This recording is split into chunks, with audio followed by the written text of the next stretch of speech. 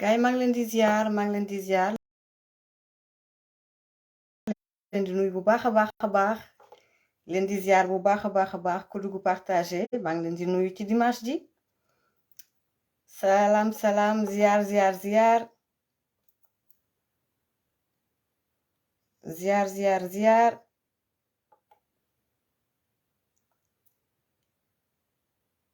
waaw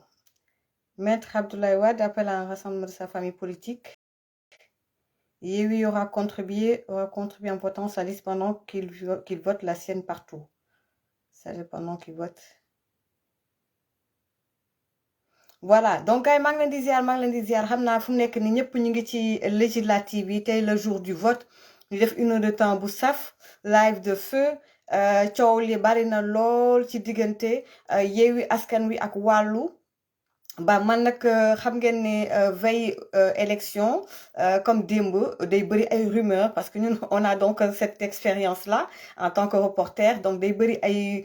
rumeurs ak aussi ay intox fake news ak yooyu moo taxoon ñu bëggoon taaxirlu balaa ñu joxe information ndax l'ancien président du Sénégal Maître Abdoulaye Wade ndax dafa joxe ay instructions pour que ñu voter wàllu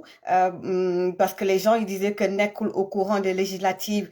élection yi et que xamul woon sama mooy tête de liste bi bon vérifier nañ on a tout fait mais ce que je peux vous dire c'est que voilà donc j'ai pas voulu vraiment me prononcer là-dessus parce que voilà il faut que ñu am lu leer balaa ñu koy jox askan bi donc du coup li ma jàpp te xam ko moom mooy bon président def leen ay kër ngir yàlla président bi l'ancien président Maître Abdoulaye Wade mag la avec tout ce que cela implique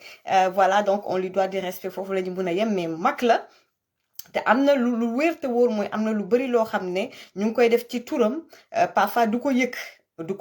ak yu bare daal ci biir PDS kon nag waa PDS xam naa bu ñu jógee ci élection yi war ngeen càmbat seen biir xoolaat bu baax a baax ndaxte aussi depuis ce matin et ça c'est des informations à prendre avec des pincettes parce qu'il faut que mu am lu wér te wóor d'ailleurs dans ce sens-là bu ñu ko temps bi permettre mais il le faut absolument dinañu jël également benn journaliste reporter donc jànqe di liggéey pour Diaspora bi TV dinañu ñëw ci mbirum Diaspora bi TV voilà donc dinañ ko jël léegi mu wax ñu depuis ce matin naka la vote bi di dérouler foofu ca Sénégal également yéen aussi fu ngeen mënti nekk ci diaspora bi aussi bu fekkee ne mun ngeen aussi en commentaire aussi joxe seen impression ci li ni mel mais xam nañ ne 1 heure de temps ou suñu 15 heures ñun en tout cas mooy seen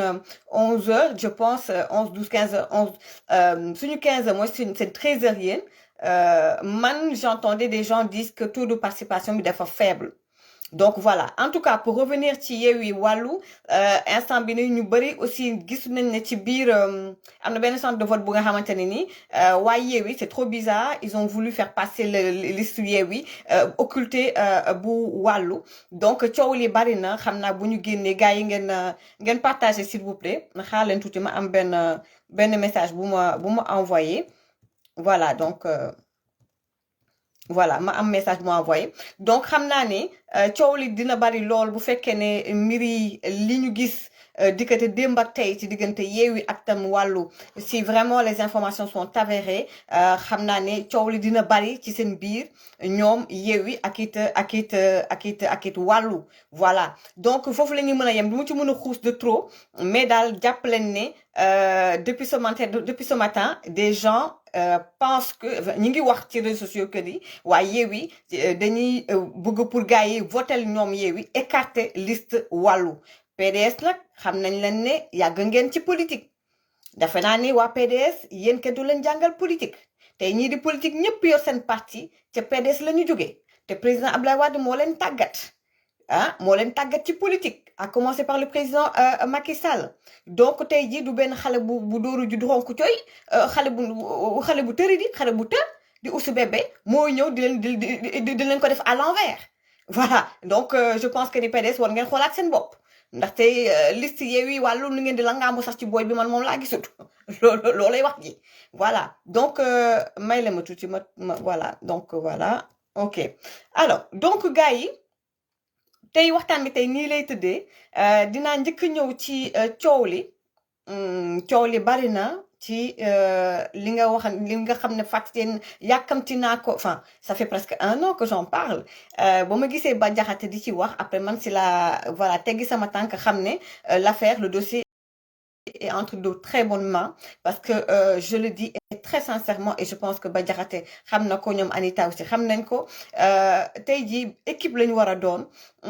ñun ñëpp parce que on se bat pour la République pour le pays on se bat pas pour l'APR on se bat pas pour le président Macky Sall on se bat pour le Sénégal ndaxte ñii kii di Ousou Bébé ak ña mu àndal ak ña nekk ci ginnaawam ak lobby ya bu nekk ak la mu ca réew ma defe naa ne lu ñu soxla ñun Sénégal mooy jàmm ak salaam ndaxte Sénégal lépp lu ñu munti wax ci àdduna ñun am nañu jàmm am nañu salaam bëgguñu nitu fitna bëgguñu ku ñuy indil fitna bëgguñu koo xamante ne nii moom ci fitna lay dox guddeeg bëccëg kon nag lu wér te wóor ñun de kii ñu gis ak lu ñu munti waxal président Macky Sall ànd na ak jàmm am na yar am na teggin ànd na ak jàmm te xam nañ lu mu capable ak lu mu capable waaye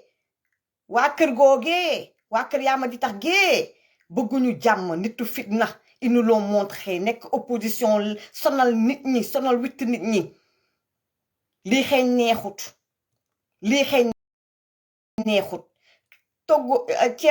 ceebu jën balaay boo ko kii rek boo ko sóoree war nga mun a xam ndax ceeb bi dina neex wala du neex te bii wóorut da ngeen di dem xooli ji samay vaar gars yi ne gisuñu live bi maa ngi live de xam nga gars yi ñooy nekk di xeex ak ñoom ci Facebook bi bu 17h jotee heure de Paris 15h heure de Dakar duggale sama compte même bu ngeen ko gisul donc xoolaat leen samay live ngeen defaat iddiwaat samay vaar depuis 1 an ñu nekk ci combat bi lépp laa leen di wax dama leen di junj lu bari fii laa ñëw ni leen dallu président Macky Sall moo gën bu Ousmane Sonko. gisoo dagg na ñi ngi bëgg a dagg live bi gars yi def leen ay kër sinon dinañ dagg live bi def leen ay kër s'il vous plaît sinon dinañ dagg live bi voilà tey dañu jël le ministre Mame Mbaye Niang def leen ay kër s'il vous plaît bu ngeen ko daggee tamit dinañ duggaat même bu dee 100 personnes sax on va faire le live voilà man lii jommalu ma ñun yàgg a joow lañu depuis 97 ñu ngi xeex ñu ngi ci biir média yi da ngeen a xamul yi ngeen di xeexal rek kon nag gars yi may leen ma tuuti voilà su ñu koy dagg ñuy ñëwaat donc je disais fii laa leen ñëw ne leen dallu président Macky Sall moo gën bu Ousmane Sonko ma am lu leer ak yu wóor yu ma ko dama am samay raison moo tax ma wax ko dama jël distance ak ñoom may gëstu waaji ak seen parti ma dellu ginnaaw lu bari lu ma leen di wax dama leen doon cax ma dellu si waat encore ni leen te defe naa Matar Kagula wax na ko ci live am tey dinañ jël le ministre Mame Mbaye Niang dinañ jël également Matar Kagula incha allah mu dugg li ma leen doon wax yépp yi ngeen koy gis saaga yi newoon naa leen ndax gis ngeen vidéo bu nga xamante ne les activistes républicains vous êtes en train de faire un excellent boulot muy ñoom defe naa Bah Diakhaté seen équipe ñoom ñoo ko defar ak ñoom baax yaay génnee saagakatu Ousmane Sonko yi ma tagal leen seen stratégie ne leen Ousou Bébé kàccoor la kacapaa la saay-saay la dafa coupable te capable ma ne leen fii lay ñëw di mel sa ku naan waaw ñiy saaga bokkuñu ci man te man ma xam ay cadre Pastef sës rëkk ci moom ñu ngemb activistes yi di saaga duma tudd seen tur nag je les méprise ces gens là dañ doon saraxu pour dugg ci samay live ay 2017 2018 du ngeen ma bàyyi ma fenn Pape Omar Dia activiste xam nga ci dara ñooñu dama leen xam jamono ba ma leen doon fréquenté dama doon waxtaan ak ñoom ñu dama tuddal ay turu bras droit ay cadre Pastef dañuy waxtaan ak ñoom te ñooñu ñoo nekk sonal witti waa Touba di leen saaga guddi ak bëccëg ma xam seeni stratégie dañuy Ousou Bébé day matt di ëf ñii di saaga xale yi di saaga yépp maa nga ca ginnaaw ma wax leen seeni stratégie mu am nag ñoo xamante ne ni te loolu du sama cër damay bàyyi waa Touba waa Tivaouane xeexal ko seen bopp ndax ci seeni biir am na ñoo xamante ne ñoo leen di jox ay information te ñoo leen di ngemb tamit foofu laa yem donc ñëwoon naa ci tey gis ngeen ko lépp lu ma leen wax ci Ousou Bébé yi ngeen koy gis ndax xale bu góor bi dama koo xam waa Pastef dama leen xam sama plateforme bii laa leen ubbiloon diaspora bi ba tey diaspora bi ñu am ci doole bëgg maa faxas ils ont tout fait pour m'éliminer des réseaux yore doole bi waaye ngeen doole ma ba tey yéen sénégalais dee leen may déglu ak xel kon bu ñu jógee ci loolu voilà bu ñu jógee nag ci loolu sama gars yi ñu ñëw ci dossier wu Thiaroye ma jël sama invité dans quelques minutes tey wax ji du bari parce que damay jël tey le ministre Mame Mbaye Niang ñu wax ci élection législative bi ba pare ñëw na ci dossier bi ndax gis naa ne wax nañ ma ko yónnee nañ ma vidéo yi aussi def na ay interview wax ci dossier bi kon nag dinañ jël le ministre Mame Mbaye Niang bu ñu ko jëlee ba pare dinañu waxtaan également ak it Matar Kagoula di activiste également dinañu jël également journaliste bii di Diankhé su ko defee mu ñëw nag ci Coly ba ca Thiaroye Coly voilà ñu continuer yi ngeen may gis voilà ma bàyyi dossier bi ci de bonne main muy baatu dëgg di kii di Bah Diakhaté mu def la ca war nag ngeen ñëw tëgg seen scénario def naa publication bi tey dañu nekk ci ay vote am na yëpp yoo xamante ne boo ko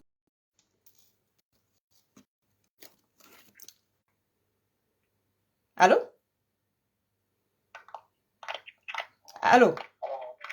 waaw allo kookan la bàyyi leen woote bi alors donc sama gars yi Coly ba ca Maroc de leen xaarandiku rek maa leen ko ñaan de leen xaarandiku rek voilà même buñ ci nekkee rek man dinaa ñëwaat incha allah donc pour juste rek rapidement balaa ñuy jël monsieur donc le ministre moom mooy les vraies informations bu ñu paree élection yi incha allah dinañ ci ñëw waaye jàpp leen ne y a des preuves irréfutables ñoom Marie Faye ñi def seen live ak teg seen scénario yàq ngeen ko Marie Faye nag man xaw ma ko woon nee nañ ma nag da doy day def social doon def liggéey bu am solo waaye Faye Marie Faye war woon dugg ci xeex bi waroon dugg ci game bi lañu la dugal est-ce que yow xam nga te lañu la dugal xale bu jigéen boobu nag di Aïcha Fall yaa dugg ci coow lii dina la wex xat ndaxte lii nga dugg ni xale nga waroon nag ñu di lu dugal ci lu mel nii gaa yaa ngi gëstu sa mbir nag yow Aïcha Fall teg naa say photo déjà dinañu lay gëstu te am naa information démb ak tey ak ñeneen aussi am nañ information ci yow am na nag ñoo xamante ne nee nañ leen war nañu porter plainte yow Aïcha Fall ñu porter la plainte pour usurpation d'identité wax ji duñ ko sol ko y a de vraies preuves irréfutables su ma la nee nag preuve irréfutable xam nga fa may waxee am na preuve yoo xam ne bés buñ ko génnee yow Ousou Bébé yéen Marie Faye ak ñoom xool ñoom seen gàngoor googu yéen ñëpp vous allez da ngeen di noppi ba faw toog leen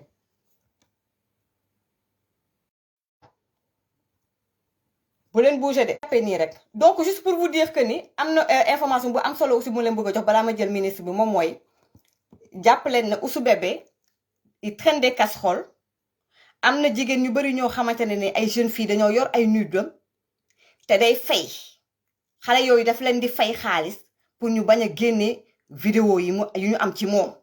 comme genre rançon da koy fay régulièrement ndax il traîne des casseroles moom Ousou Bébé ma teg ci ni leen ginnaaw affaire Adji Sarr bi ak Coly ba ca Maroc xale la fille de Thiaroye jàpp leen ne am na problème naroon am problème ak benn fille ca Lyon xale bu jigéen boobu lañu moom moo nekk tey Bruxelles xale bu jigéen boobu moo nekk tey Bruxelles dañ ko jóge na Lyon France ma nga Bruxelles moo tax Mame Mbaye Niang déggoon ngeen ko buy évoquer histoire boobule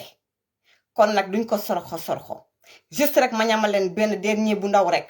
mooy ñoom waa kër Ousou Bébé ak seeni activiste xawma lu ñu am problème mooy problème mu femme lañu am ndaxte guy gi seen activiste ba te Anita Diop waxoon kamu tooñoon ndax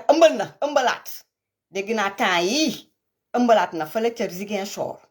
guy gi te bokk foofee kër yaa ma di tax di seen activiste Simla Sala ñu téye ko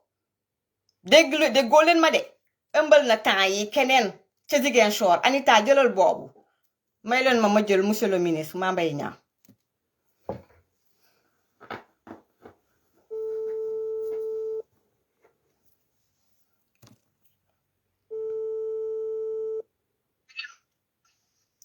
waaw monsieur le ministre maa ngi lay ziar.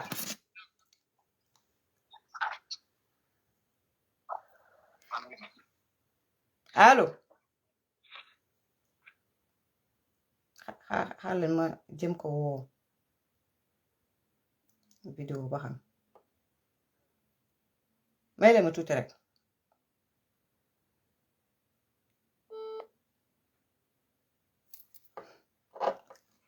voilà. téléphone bi daa mel ni de téléphone bi mbaa dafa sant ñang. man xamuma nag du ma téléphone bi xale ñoo koy yor di wax rek. waaw ñu ngi lay nuyu. ñu ngi lay nuyu bu baax a baax. waaw maa ngi lay fay Adja Mati. waaw bàyyi la nga nuyu ak tam mbokk yi. waaw nuyu suñu mbokk yi ñuy déglu yëpp di la remercier ci live bi ngay def di gindi li ci ëpp ci waa diaspora yi. nuyu suñu xarit bi ñu boole ki tax ma xamante ak yow. di ko remercier bu baax parce que vraiment yow jàmbaar nga comme moom. waaw ndeysaan dëgg la man aussi maa ngi ko nuyu bu baax xam naa dina seetaan live bi waaw li ma la bëgg laaj d'abord moom mooy. dëgg la waaw élection yi noo ko gisee depuis ce matin. waaw ñu ngi sant yàlla bu baax moi je pense que yëf yi mi ngi am doon njort lu ci bari amul féliciter administration territoriale bi parce que yombul ci nawet ngay organiser ay élection waaye tamit suñu mbokk yi ñu ngi génn di voté ji ci jàmm ak salaam loolu moom mooy li ñuy ci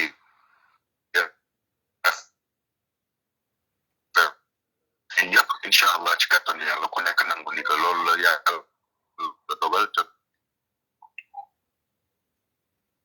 waa dafa mel ni yaa am problème de réseau léegi dama la doon laaj ba xam gars yi nee nañ taux de participation bi dafa faible noo ko jàngatee.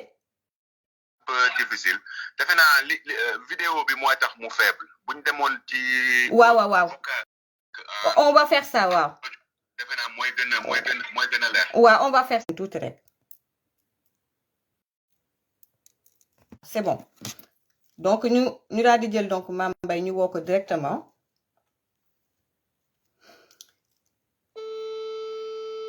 partagez leen live bi partagez leen live bu baax a baax. voilà donc c'est bon là on peut continuer. Voilà, je pense que c'est clair hein. Ouais, c'est clair. Voilà, c'est clair. Oh, ok. Donc mani bu ñu nekkee ci nawet. bu nekkee ci nawet. bon vraiment ak vacances da ngay jàpp ne que ñi jàngi si woon te inscrire woon fii ñibbi nañ. ñi nekk ci tool yi di bay bon wax dëgg yàlla bu ndox amee il faut que ñu toppatoo seen tool yi. donc bu yooyu mën na justifier peut-être taux de participation bi mais jàpp naa ni daal ay Sénégalais ñu ngi fa di voter. donc que tout se passera bien. Inch'Allah. Voilà donc bëgg naa aussi gis naa ne def nga ay sorties ci li nga xam ne coowal maanaam li nga xamante ne ni moom mooy xale ba ca Caaroy donc am na benn vidéo bu génn benn fii ne maanaam kër Yaama di tax leader politique bi ñëpp xam man ma koy woowee Ousou Bébé nee nañ moo jur doomam mu ne moo jur doomam et que fële la accouché Maroc que daf ko waroon takku ko et puis mu nekk ci condition yu métti yaayam gaañu papaam rek la am ba ci papaam sax def na ay vidéo donc ñu gis ne entre temps am na keneen ku génn daal di ne moom mooy xale bi première vidéo bi mu tudd Aïcha Fall di weddi lépp daal di jéggalu ci benn live bu benn femme bu tudd Marie Faye def yow lan nga analyser mbir mi ndax yàgg wax nga ci. waaw jërëjëf soxna Mathilde defe naa histoire boobu man maa ko njëkk a wax de. dëgg la. man maa leen njëkk a wax ne que waa ji lii lu mu tàmm ma def la. diggante moom ak ay jigéen. yoo xam ne ci seen coobare la ñu nangu ànd ak moom. loolu yoonu kenn nekku ci. ñoom seen mbir la. waaye bu doxee xëyee ba fekk jigéen ci barabu liggéeyukaayam sàkk ko ci lu dul coobareem loolu moom yoon la donc ci biir wax ji bi ay xaritam ak ay mbokk commencé wax man ci laa leen waxee woon man leen kii dëgg prédateur sexuel la délinquant sexuel parce que bii mooy bu njëkkam te defe naa la ma waxoon ci mat na fukki weer ak juróom lépp dëgg la tey xale histoire Caaroy bi lu am la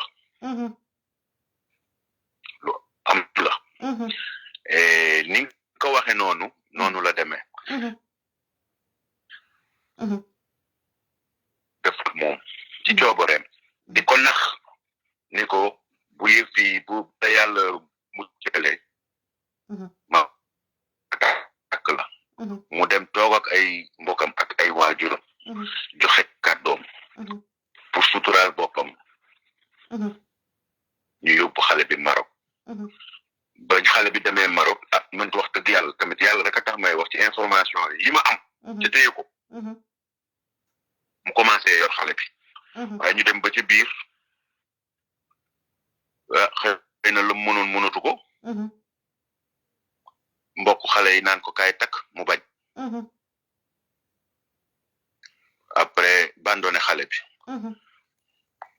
waaye na tamit nit day wax dëgg ci diggante bi ay xaritam ak ay ñu mu nekkal ñu ngi doon jéem a fay coow li di dem di wax ak kii di wax ak kële bis ba mu yëgee nag ne que way juru xale bu jigéen bi def na vidéo bés boobu commencé waat naa négocier waat ak famille bi ñoom tamit situation bi xëy na gën a apaisé wu waaye juru xale yi bañ toogee gisuñu dara xale bi ci boppam menacé def vidéo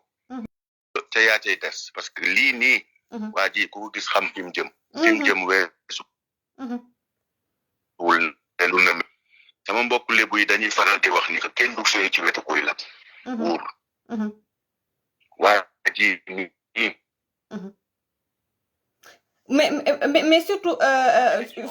surtout monsieur le ministre surtout que am na dossier ci mbir yi nii rek dégguma waaw ma ne surtout il traîne beaucoup de casserole parce que dégg naa ne am na yeneen filles yoo xamante ne yor nañu également ay vidéo am te day faral di yónnee xaalis di joxe xaalis waxoon nga fi sax aussi évoqué nga fi benn problème boo xam ne bu mag bu naroon juddu ci kawam te xale bu jigéen ba nekkoon Lyon kooku léegi ma nga Bruxelles te Belgique. man bi may wax dama leen ne kii man li ma xam ci li mu bon li mu def mat na ñeent bu juróom. te boobu waxi Adji Sarr ñëw ñeent ba juróom donc boo ci yokkee Adji Sarr day nekk juróom wala juróom-benn ande waaye dafa di dama baaxewul man ay nit bu ñu wa defee dara déggoo ci après kenn ko wor wala di def yëfi goreet yi man loolu damay jàpp ni que dundam la am na sañ-sañ bi donte àndul ak diine àndul ak ngëm waaye li ma ci metti mooy ñi nekk ak moom di ko défendre dañ koy teg ci yoonu yàlla naan xawma ku sell keeg ku jub keeg moom bu fekkoon ne que sell ak jub la charia rey na ko bu yàgg moom métti ci li gisubi ko pour di ko jàppale naan ku sell la loolu rey na seen waaji bu yàgg métti la mais aussi le fait que tey ji ñu tëgg seen scénario pour waaw xam nga yow ku nekk Bruxelles ngay wax waaw man ba ma lay wax tamit la am na lu xew Mamel ba ma koy wax moom te weddiwul bu weddi woon day dem tribunal bu demee tribunal nag moom man ak moom ku nekk génn këyit yi nga am waaw bu ne du man rek ñu génn dama leen woon am na lu xew Mamel am na lu xew Ngor am na luñ denc Maroc am na ku jóge ci benn dëkk am na ku jóge Lyon dem Bruxelles ki dem Bruxelles kooku moo waroon a am fulla ma wax ko xëy na dina ma dégg mu dem porter plainte foofu justice à compétence universelle la kooku moo war a am fulla def ko mais yeneen yi ci des yëpp ay waxi défendre koo faral la mais dama lay wax comme que yéen yow gis naa nga taxaw ci bu baax yow keneen ku jigéen ki ku tudd damay fàtte turam Anita Diop déedéet déedéet am na keneen kuy kii Françoise Hélène Gueye Françoise waaw Françoise Hélène Gueye waaw yéen ay jàmbaar ngeen xam naa ni yëf yi téye ngeen ko ndax seen ngëm-ngëm dëgg la waa ji lépp lu ngeen def day ut pexe bu nekk ca wet wa c'est ça fan yii maa ngi suivre ñu naan ay xawma am na ay vidéo ba ndeysaan bi ma déggee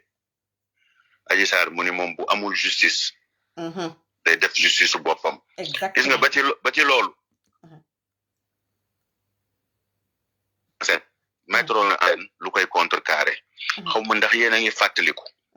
biñ ko fi jàppee yóbbu ko fi brigade de recherche ndaw soosu waxoon naan non dañ ko pikiir waaw dakiir drogué ko indi ndaw si filmé ko ak moom yooyu yëpp day anticiper ci affaire yi di waaji am pour yàq xelu nit ñi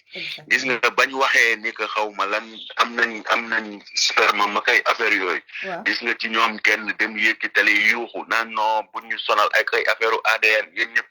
dañ leen seede ni que Ousmane Sonko may na deret donc am nañ ADN am ay film la ñuy seetaan di wax boobu ña ngay anticiper donc il faut dañuy anticiper moom xam na li mu def xam na li nit ñi am ci moom xam na ko de umpu ko parce que nit ki boo defee xam nga li nga def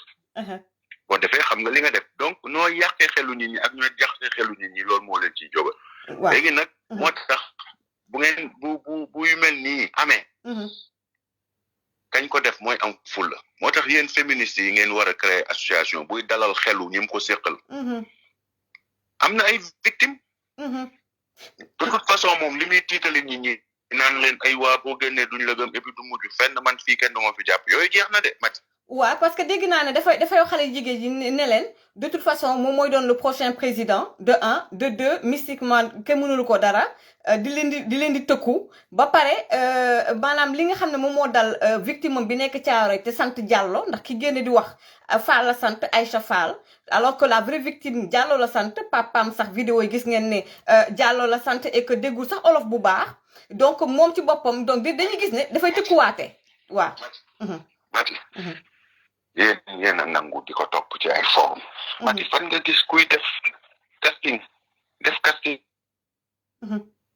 woo sa papa mu day même casting ku koy def maison de production moo koy def pourquoi ngeen di nangu ñuy fooye seen xel pour lan casting nan ngay defee casting ay nit yu nuroowul nga ñëw ni xaw ma lan da ngay def casting mais bu c'est que yéen a koy may muy ut fu mu wékku di ci wax nit ñi dofuñu anduñu casting ku koy def di nga gàddu sa papa ñëw mu casting dañu waxante dëgg déedéet mais am na wax yoo xam ni jaruta wax ndaw soosu loolu mu def nag bu ko beneen ndaw si porter plainte pour imposture wax dëgg yàlla day dugal boppam de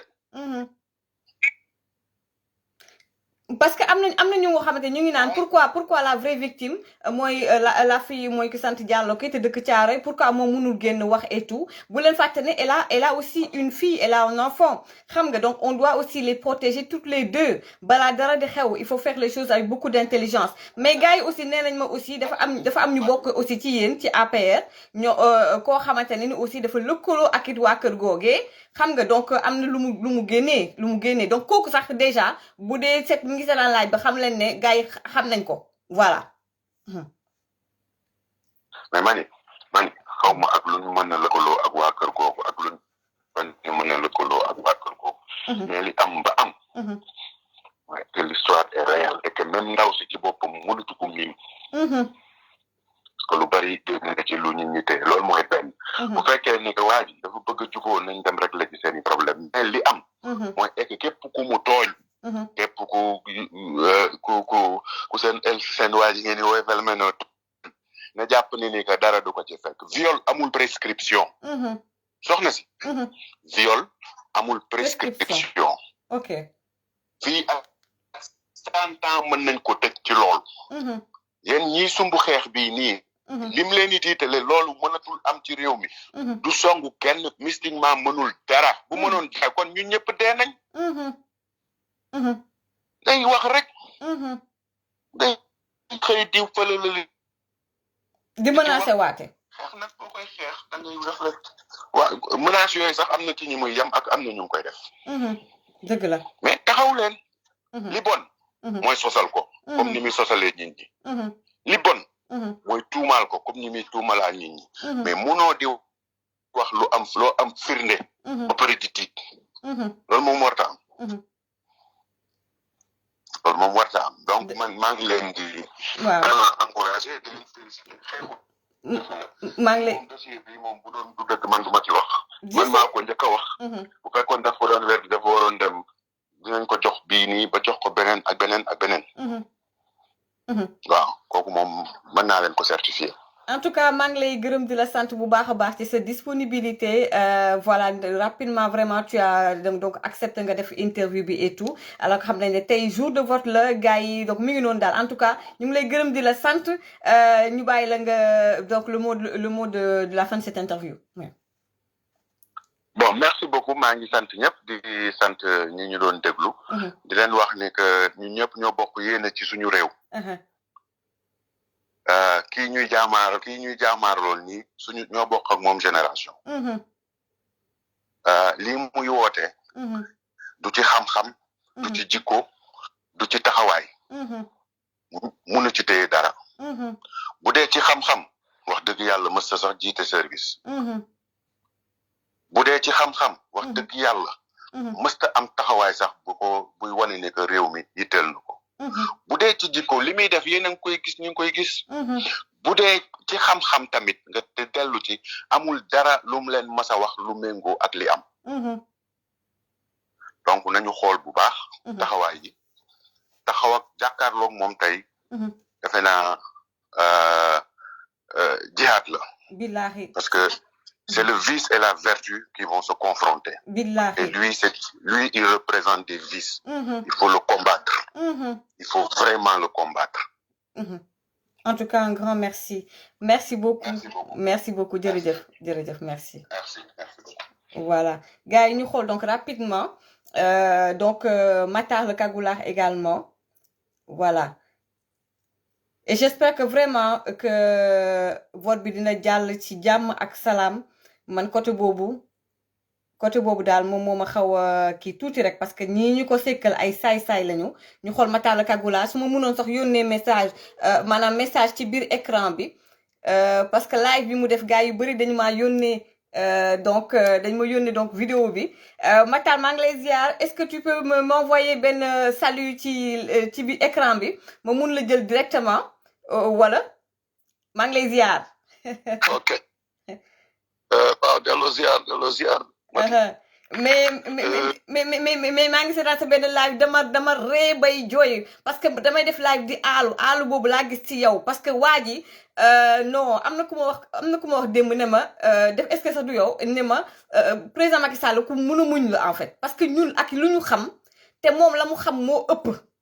te mu ngi jàpp sérénité kenn déggu ko mu xataraayu voilà waa ji ci boppam boo xamee moom mooy kan. Non, mais il est temps que les Sénégalais ouvrent les yeux sur cet homme-là. Ah, vraiment. Loolu moom, je pense que ku bëgg ubbi les yeux di nga ko ubbi mais bon ku bëgg tamit aussi kenn moomu fi kenn quoi. C'est ça. Xam nga les gens dafa am ñoo xam ni dañu combattre fii sabilillah parce que loolu lañu mës a def. Dëgg la. Xam nga yàlla moo leen am ñu bëri nag ñoo xam ni ci ay intérêt crypto personnel la ñu nekk parce que Ousmane Sonko investissement la pour ñoom. Waaw xam nga am aussi yeneen yoo xam ne ay réalités sociales comme ni ñuy xëccoowee Modou Lo Balla Gaye ba mu jaral ay ñaar ñu bokk ndey ak baay di ci xeex bay rayante. parce que ay orgueil yooyu xam nga mooy animé tamit ñenn nit ñi ba duñu nangul la vérité quoi. xam nga mais Sonko a trop menti quoi. Il a un peu trop au Sénégalais donc soit les gens ouvrent les yeux. xam nga ñu mais de toute façon dafa am yàlla moom dafa am ay loi am quoi ay règles yu mu teg mais ne yeneen tax du ko teggi xam nga ay sunnaam yo mooy dëgg fen surtout anbiya benn destiné la am mooy la disparition xam nga yi ay test la pour sénégalais yi aussi patience ak la laaj mais waa ji man moom comme li nga wax waa ji mënu ma ko supporter quoi bon am na ay ténèbres yu doy waar ay xale yu dee 14 xale mu continuer di fenn damay indi 4 xale dee pas bu toll yow nga bàyyi ñaari jabar dem ci ay suite beauté nit ñi dañu fi gëmloo ay wooy dafa te yow yaa fi toog ne maa ngi ni dara jotuma sama yaram bi lépp aw ma benn feebar nga toogaat ni man sama amoon ay problème mun xaw ma lan ay deru yeew ak di n'importe quoi nga dem suite beauté ñu pare mais automatiquement tu te radicalises depuis boobu la commencé waxi ay taal dëkk bi waxi mbedd bi ay dem seeti Ahmed Khalifa Niass bi nga xam ne dem nga ko doon saaga dem foofu courbe l'échine Ahmed Khalifa di defalawu sa kaw nga ni mi noppi mais lan moo wax loolu rek da war na doy ay mbaalo ma ne ko xoolal il a baissé les yeux mi kaaral dara jomb ko moom il a honte toute honte bu mais defe naa yow lu taxoon nga doon aalu moom mooy ci biir campagne bi fin de campagne bi fi mu ko waxee sax moo ñaaw tellement il est vicieux il est trop machiavélique en fait mu sànni xeer ñoom donc la coalition Aar Sénégal xam nga te xam nañ ne foofu ku mel ni donc Thierno Alassane Sall République des valeurs mi génn ci gouvernement bi surtout juge Dème en plus juge Dème xam nga ni mu démissionner également perdre tous ses privilèges mu nekk loo xam ne je pense que yow ça a été la goutte d'eau qui a fait déborder le vase ba jour boobu tu as vraiment pété tu as pas pété les plombs mais disons que vraiment aalu nga daal am nga loolu métti jour boobu. waaw mais xam nga man Seneweb dama fa def benn interview Seneweb. mooy si vous voulez mooy après bi waa Seneweb jëlee sama photo ak photo Ousmane Sonko def ma ak photo Thierno Alassane Sall teg ma ci digg bi. parce que man comme depuis le début leen yàgg a wax. loolu moo amul.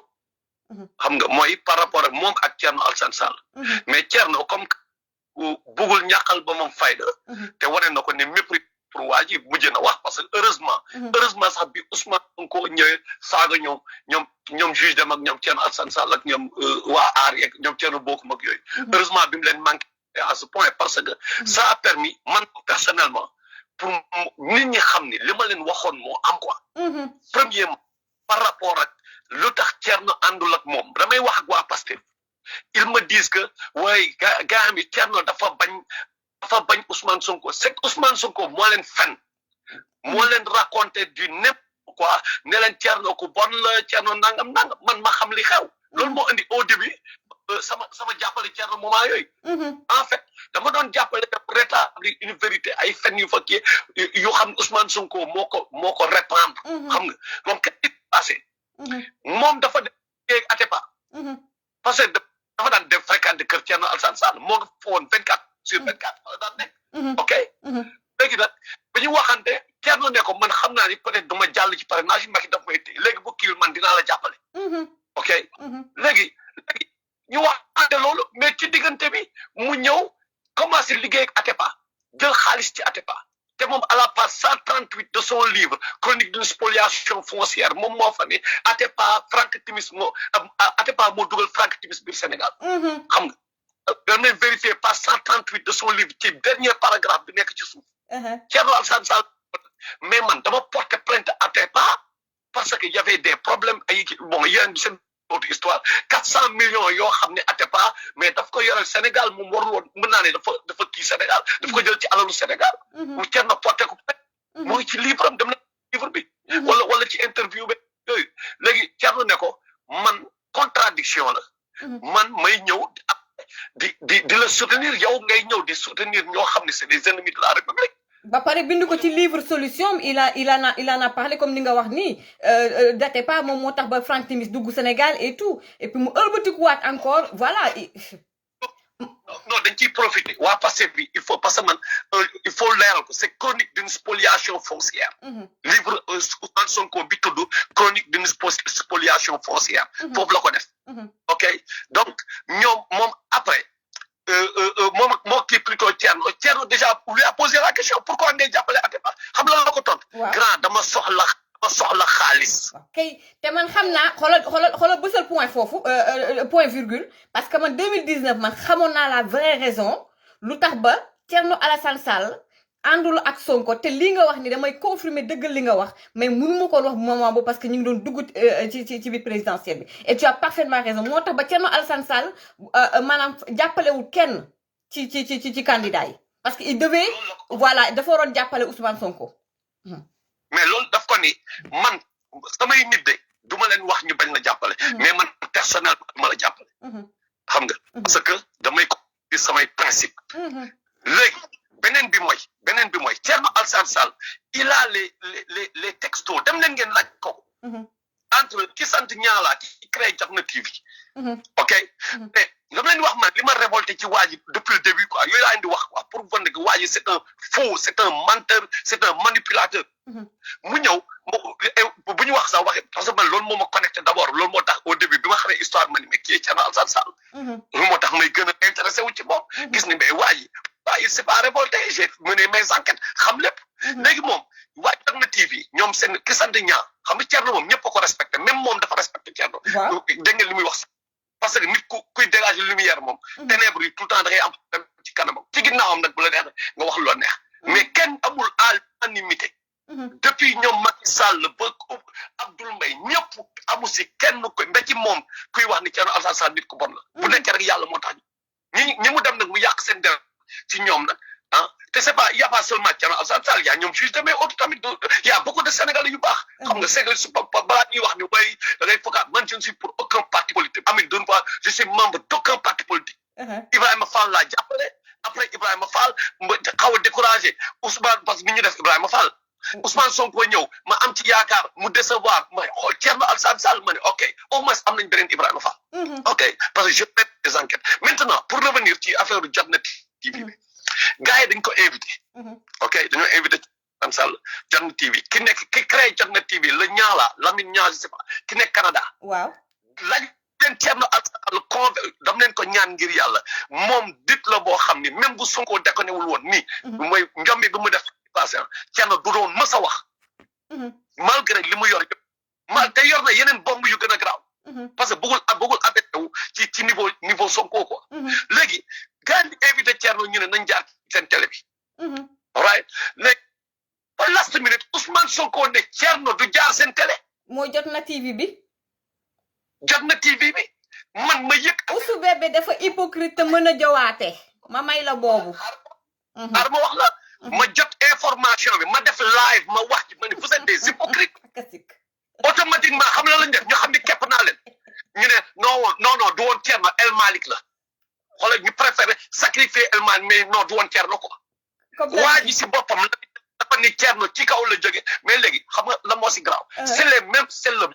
la même brebis galeuse le même menteur d'Ousmane Sonko mooy taxawaat naan day rejeté waa RTS te pourtant ñoom moment boobu ñuy rejeté Thierno mais recevoir nañ waa APR des ministres de l'APR recevoir nañ Mary Teuw Niane.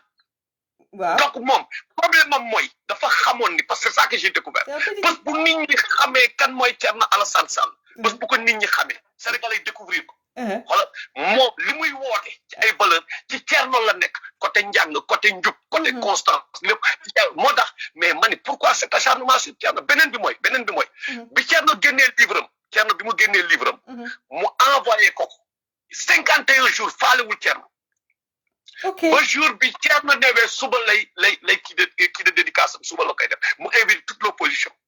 wallahi azim ñoo ma woo Ousmane Abdoulaye Baro qui faisait office de directeur de cabinet pour Ousmane Sonko il m'a appelé j'étais fii à Atlanta fii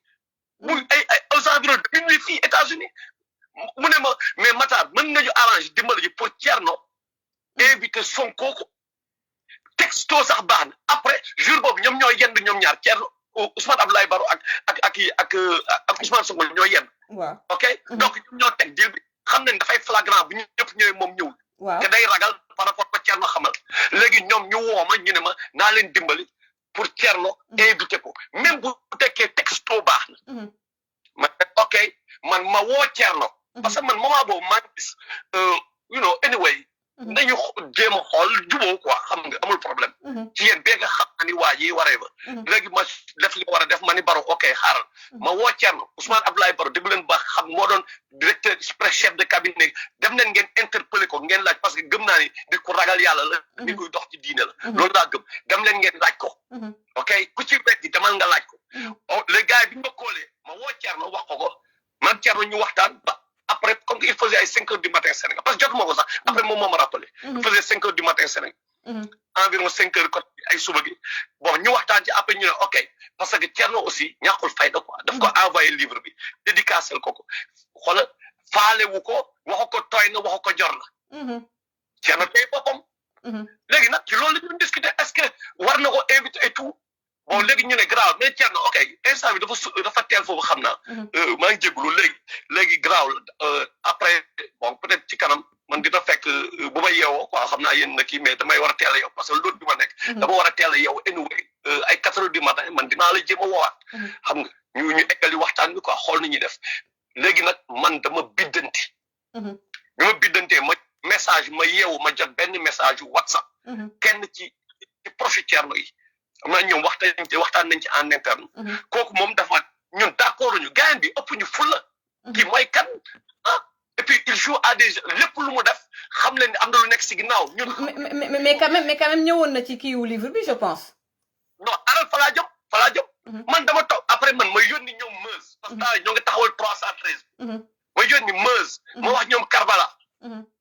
dem leen ngeen soutenir au moins Thierno ci livre bi loolu moo tax Karbala rappeur ak Meuse ñëw Meuse bu moo ma woo kay ne ma grand parce que moom pro Sonko la anyway aveugle quoi jéemul sax taxawal xool dëgg moo tax ñu génn ay album daal di jàppale ay fen en tant que rappeur di jàppale ay fen c'est une parenthèse quoi moom moo ma woo ne ma way you know what waaye mais grand ki ñëw na Thierno ñëw na quoi Amit Sonko ñëw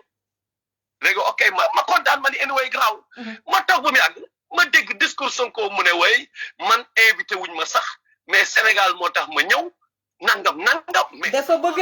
bëgg ay defante teesante loolu yëfam la waaw non dafa nekk kay di wax yu rafet ci Sonko suñu grand frère xam nga ko seytaane moom yooyu muy def rek day reetaan di jaay seytaan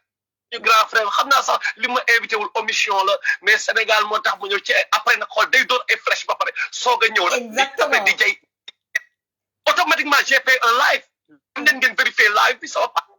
moment boobu gars yi mu exactement te moom la nit ñi di gëm man leen mais kii c'est un hypocrite bu mag waa ji man démb ci guddi ngeen ma woo mais pourquoi invitation bi mu ne omission la pourquoi waxul lu tax Thierno invité wu ko ba pare di jaxase Thierno ak Sénégalais yi commencé naan non Sonko mooy gor ba tey Thierno Alassane yëfam la mais gars yi mais kii c'est un hypocrite waa léegi nag yow parce que là voilà des na ma quelques minutes dañu war a dem dellu fa la Ndakaaru pour élection yi mais yow pour yow lan moo ci pexe instant bi nii parce que ci combat lañ ne depuis plus d'un an te defe naa on doit siffler la fin de la récréation depuis 2 mois je le dis yow lan mooy quelles sont tes pour yow yan solution moom ngay préconiser en fait dernière question solution bi may njëkk a préconiser mooy droit ci ñun ay jullit lañu ak ay chrétien première solution bi mooy droit dinañ dañu jullit nit ñi nañu toog ñu ñaan seen borom bu nekkee waa ji lëndëm la dëgg yàlla na ko fi yàlla jële bu nekkee leer la am na si kenn koo xam ni au moins kenn koo xam lépp lu mu ñaan yàlla peut-être yàlla dina ko may loolu mooy première solution mooy droit parce que kii fitna la xale yaa ngi dee moo ngi fen di jaxase sénégalais yi di jaxase nit yu baax yi di jaxase famille yi man ñaata samay xarit instant bi laa amal ay problème ndax saytaane bi beneen bi mooy il faut que les gens s'organisent aussi parce que yàlla daf ñu jox yàlla et tout mooy organiser wu mooy ñi nga xam ne y a des histoires de APR ay Aar Sénégal ay kii par rapport au problème Ousmane Sonko il faut que nii parce que moom wane na ko bi muy saaga ñëpp la saagaandoo ok dafa ni à part kii ñeneen ñëpp Macky Sall parce que anyway dëkkaloo na leen fa loolu signe la donc il faut qu'on s'organise quoi l'heure est à l'union que nit ñi pas benn ba jaxat di def fële kii je ne suis pas avec Macky Sall man support Thierno Alassane Sall laay supporté quoi ok ak kenn ku mel ni moom ay ñoom juge dem te ñooñu laay supporté quoi mais lii nekkatul affaire de parti sax ñun ñëpp rek booloo nañu teg politique bi parce que xale yi bu ñu dee du politicien ñooy woote te wane nañu ay preuve léegi si ñëpp wane na waa ji c'est une calamité bu tey ji exemple bu ndaw bi ma lay jox mooy tey ji moom bu fi nekkee président mais affaire Sweet Beauté day mujjee banal dañu ñëw ñu commencé ñu ne way mais président waaye man njëkkeewu ma ko fi mujjeewu ma ko fi président bi demoon na fi Sweet moom daf fi ñeme ñëwaat naan day tëj ay Sweet Beauté affaire saaga day mujjee banal kilifa diine yi waaw saaga ay kilifa diine day mujjee banal am na fitna yu bëri yoo xam ni il faut mu am gàddu ñu ne lii bu ko fi kenn defati parce que lii nii xale yi bu ñu màggee ci lii ñu xam ni ñu am ci victoire wallahi xalaat leen les conséquences donc instant bi pour dire solution bi Macky mooy ñëpp ñi nga ragal na lu yàlla ku ci kii nag d'abord ñoom ñu saaga et tout te benn aussi benn message laay jox man moom dama leen di wax raay quoi booy bu ma ci saaga comprendre ñi nay saaga ab ñoo ngi saaga man maa ngi États-Unis et tout mais j'ai pris mes dispositions quoi j'ai pris mes dispositions parce que c'est trop kenn du ñuy yabati quoi booy bu ma ci saaga ah wallahi azim day fekk mënuma la kepp wala mënuma la keppul parce que il faut que xoolal ñu won ci ay 4-5 ci ñoom que affaire yi fan la c'est trop il faut disperser c'est des kii yu nekk seen ginnaaw kii di saaga nit yi ok mënuñu créer ñëpp de loolu dafa leer te mënuñu ñëpp de mais ñi nga xam ni moom dañu saaga nañu xam ni ñoo ngi jël ay risques nga ñëpp def noonu inshallah may wax loolu pour nga ko ñëpp def mbaam da nga koy dóor yenn saay mbaam da nga koy yar parce que yenn yëfu mbaam la dëgg la xam nga ñu am comme ça ñu bàyyi papa yi nit yu baax yi ñuy saaga dëgg la ak famille deret yu sell yi ñuy saaga nit ñoo xam seen papa yi dañ fi nekk toute leur vie di jaamu yàlla toute leur vie di def lu baax ngeen toog fa la yéen seen yaay yi xamuñu fu ñu jógee xamuñu seen papa yi fu ñu jógee ngeen toog naan ne keroog benn boy moo ngi fi taxaw di ma saaga dootu ko def après ma ni ban boy nekk de yaayam sama gel la woon xamul sax on lui a même pas raconté l'histoire boy moo tax ma leen di cax maa leen boy moytu leen paa yi nga xam ne dañoo fekke temps club loolu ay cax la ñoom xamu leen xale yi juddoogulee xamu leen li xewoon démb ngeen di saaga nit yi pour la ok dafa jabaate bi dafa ëpp waay waaw merci ci missile sol boobu ñu jeexalee ko foofu maa ngi jégalu bu amee wax yu ëpp aussi merci beaucoup jërëjëf Matar le Cagoulard comme ni ko waxee rek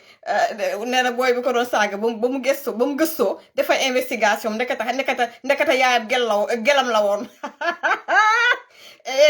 bàyyi leen ancien rappeur yi booy roy caay yi baax na daal kon nag gars yi duñ def lu dul jël nag journaliste bi ni mu wax rek man foofu lay égalé amatul affaire de parti politique wala activiste ñu ñëpp nañ booloo nekk benn fàttali xewoon dans le passé xam nga nag damay bàyyi damay bañ di lire commentaire parce que dañ ma tere ay di tontonte ak booyu Pastef yi mais mu ngi wax am na yu ma jot a gis muy jàll gars yi il faut appeler à l'union li xew na ba pare que Matar maanaam saaga na diw ou pas c'est pas vraiment important donc dañu bàyyi détails yi quoi jamono bi Sénégal moo soxla le moment est crucial donc l'heure est grave nañu bàyyi détails yi nañu bàyyi wax yu sew yi nañu bàyyi surtout wax yu sew yi quoi taluñu ko man ça me fatigue te j'ai pris une décision ay wax yu sew yi moom dootuma ci duggati du ça m'énerve parce que l'heure est grave là on doit siffler la fin de la récréation Ouzou Bébé depuis plus d'1 an ñun dañu war a reprendre suñu vie nañu bàyyi wax yu sew yi détails yi ak li xewoon dans le passé nañ xool le futur notre avenir ñun ñëpp amul APR amul réew mi amul kenn amul activiste amul dara nañu booloo nekk benn loolooy wax ji man loolu laa leen di ñaan tey man Bah Diakhaté def benn mbir ci bu am solo dugal na but ñun ñoo dugal but ñun ñëpp lu ma gëm la donc vraiment commentaire yi am na ñoo xamante ne ni dama leen rus lool foofu laay yem ku ma ci woo ci suuf ñu waxtaan si mais bàyyi leen wax yu sew yi teesante yi ak yu demee noonu détails yi nañ ko bàyyi voilà on se bat pour le pays l'heure est grave c'est ça le plus important loolu moo ëpp solo lépp lu ñuy régler ñu régler ko après on solde les comptes après mais là maintenant c'est l'union fait la force bàyyi leen détails yi s'il vous plaît maa leen ko ñaan voilà donc man moom amul xaar ma yàlla ñëppay dugg ci live bi ñëpp lay big up rafetlu liggéey ñëpp voilà donc lu ma naka lu ma neex yëpp dama koy muñ parce que c'est le Sénégal d'abord voilà may leen ma ñu jël donc benn journaliste comme ça ñu xool lan moo xew fële ca Sénégal ak it fu vote bi toll ñu jël donc jànqee on fera des émissions également sur Diaspora bi TV ñu ngi leen di préparer également des surprises ñu jeexale ak it voilà donc les législatives de 2022 donc booy passé fi ñu ngi may tëkku nag instant bi ni xam nga bëggutuma di tontu nee nañu waaw naa defaat beneen live parce que dinañ am gàcce parce que ñoom waa Yewwi ñoom ñoo nar a gagné Anita Diop les actifs républicains waa Benno Bokk Yaakaar bu leen bàyyi seen loxo na bàcc yi metti à partir de 21h waaw kay waa jànk maa ngi lay ziar di la nuyu bu baax a baax en 5 minutes est-ce que mën nga ñu defaral donc la situation le résumé en fait de ce vote là depuis ce matin fan la mbiri tollu ak ñu defaral ñu juste benn résumé en fait voilà ce qui s'est passé ak fu ñu tollu jamono ji ak surtout le taux de participation en fait. Mati maa ngi lay di ziar internautes yi nga xam ne ñu ngi lay suivre ce matin dem nañ quelques centres de vote notamment HLM Grand Médine mais dem nañ aussi centre de vote bu Cheikh Falidou Mbacké fi nga xam ne moom le président l'ancien président Abdoulaye Wade daal di voté mais nag centre de vote yi nga xam ne def nañ le tour faible participation lañu fa gis amagul benn affluence bu ñu xoolee fi nga xam ne moo nekk HLM Grand Médine nga xam ne Thierno Bocoum foofu la voté Amadou Ba fa la voté fi nga xam ne aussi mooy ancien ministre de l'intérieur Mbaye Ndiaye boo tamit fa la voté moment bi ñuy voté nag amutoon benn affluence ci déclaration Thierno Bocoum sa ci la waxee ne jeunes yi nañu génn massivement ñu voté parce que vote boobu mooy tax ñu tànn ñi nga xam ne ñoo leen di représenté fi nga xam ne mooy assemblée nationale pour 14e législature bi fi nga xam ne aussi nekk centre Falidou Mbacké bi nekk point 1 fii l'ancien président Abdoulaye Wade voté foofu tamit amul affluence bi maître Abdoulaye Wade ñëwee la ñu gis mobilisation ak aussi militants sympathisants yi nga xam ne ñëw na fa mais taux de participation bi mën nañ jàpp ne au niveau national dafa xaw a nekk en baisse fi nga xam ne mooy Pikine jàpp nañ ne 15,78% moo fa am région de Fatick 20% moo fa am région bi fi nga xam ne aussi mooy Bignona 19%, Ziguinchor 20%, aussi 19%. Taux de participation actuellement ni amagul affluence te faible na te jeunes yi génn guñ comme niñ doon gisee ci meeting yi mu nekk ci côté pouvoir wala mu nekk côté opposition ni ñuy taxee ne foule jeunes yi topp leen mais ci côté vote bi gisaguñu ne jeunes yi génn nañ massivement pour voter. Léegi nag est-ce que gis nga foofu si ay kii de violence s'il y a eu de la violence ou pas wala ndax mbir mi ñu ngi koy def ci tek ak tey.